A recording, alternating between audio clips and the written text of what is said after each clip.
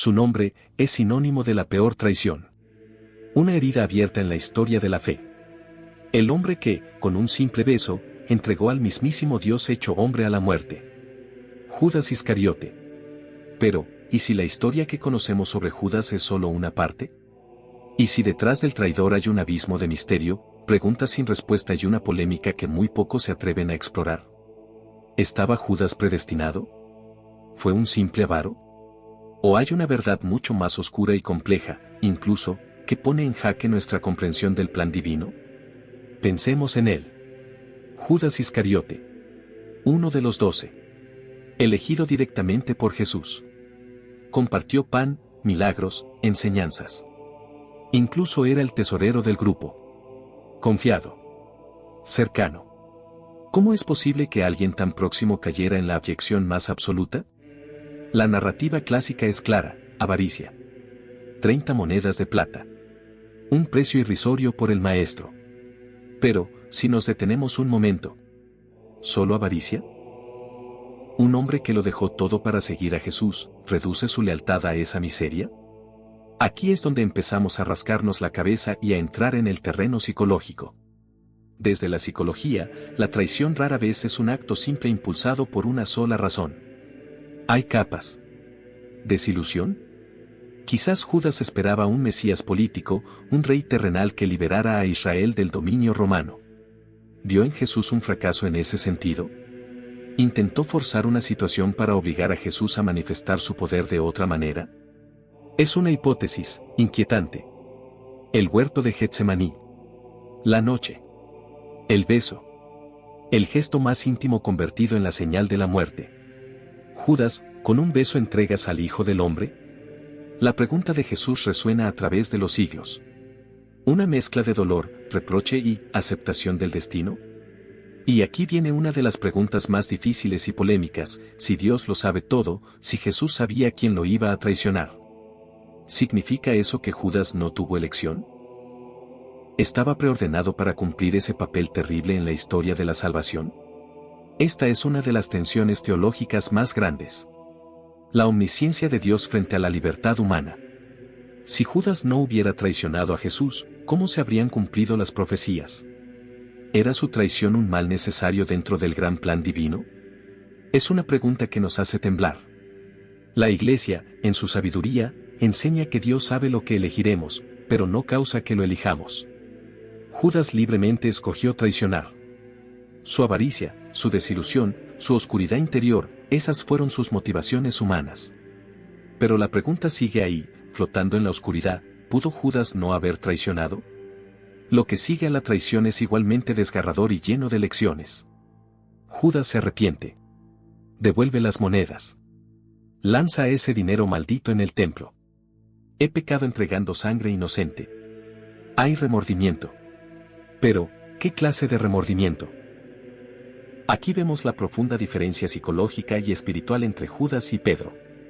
Pedro niega a Jesús 3 veces, bajo presión, por miedo. Judas lo entrega deliberadamente.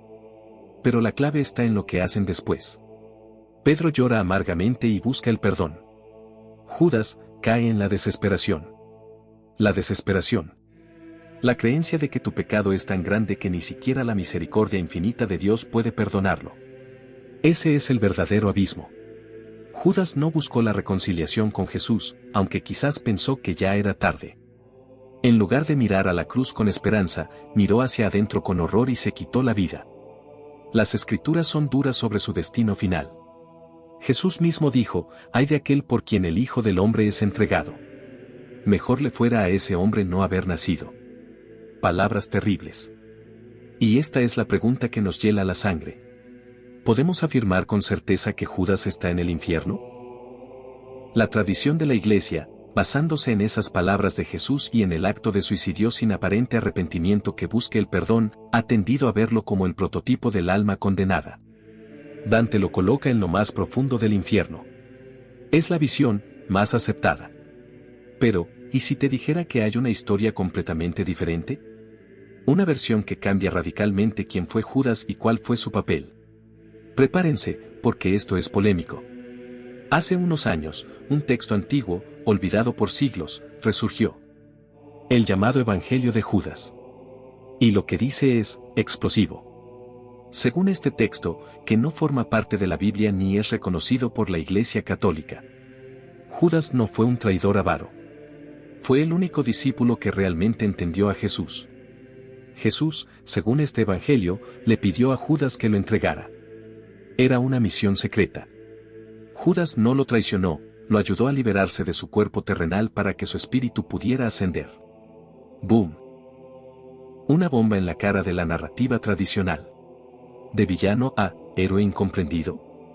Este Evangelio presenta a un Jesús que comparte secretos solo con Judas, despreciando a los otros discípulos por no entender. Es un texto con una visión del mundo muy diferente, que valora el conocimiento secreto, gnosis, sobre la fe.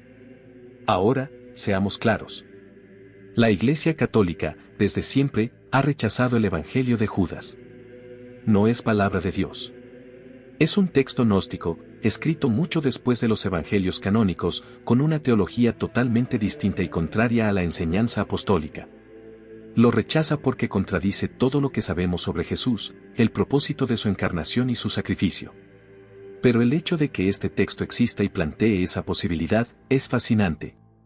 Nos obliga a confrontar la solidez de nuestra propia comprensión y a darnos cuenta de que, incluso en los cimientos de nuestra fe, hubo visiones alternativas y erróneas, que fueron discernidas y rechazadas por la Iglesia naciente. Entonces, ¿qué sacamos de todo esto? La historia de Judas es más que un simple relato de un traidor.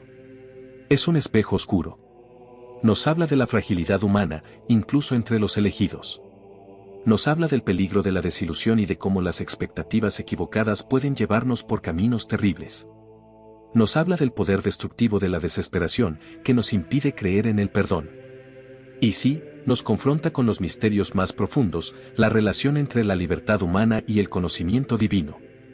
La realidad del mal y su papel, si es que tiene alguno, en el plan de Dios. ¿Podemos afirmar categóricamente que Judas está condenado? Las palabras de Jesús son gravísimas, sí. La tradición es clara. Pero la misericordia de Dios es infinita, aunque respeta nuestra libertad. La Iglesia es muy cautelosa en declarar que personas individuales están en el infierno, aunque afirma que el infierno existe para quienes libremente rechazan a Dios hasta el final. El caso de Judas nos recuerda la seriedad del pecado, la realidad de la elección y el peligro de la desesperación. Pero también, por contraste, nos ilumina la inmensidad del perdón ofrecido a Pedro y a nosotros. La diferencia no fue el pecado cometido, sino la respuesta ante él, desesperación frente a esperanza en la misericordia. Judas Iscariote. Un nombre envuelto en oscuridad, misterio y una polémica que, como vemos, no ha terminado. Nos obliga a mirar de frente la complejidad de la naturaleza humana y los abismos de la fe. Ahora quiero saber tu opinión. ¿Qué piensas sobre Judas? ¿Fue predestinado? ¿Hay alguna posibilidad para él? ¿Qué te parece la existencia del Evangelio de Judas? Déjame tu comentario abajo. La conversación sobre este tema es crucial. Si este análisis te ha parecido interesante, intrigante, o incluso te ha movido un poco el piso, por favor, dale un like a este video. Comparte este video con alguien a quien le interese la historia, la psicología o la fe. Y lo más importante, suscríbete a este canal y activa la campanita para no perderte otros temas complejos y fascinantes sobre nuestra fe. Explorar estos temas difíciles nos ayuda a profundizar en nuestra propia comprensión y a valorar aún más la luz frente a la oscuridad. Gracias por acompañarme en este viaje al corazón del misterio de Judas. Hasta la próxima.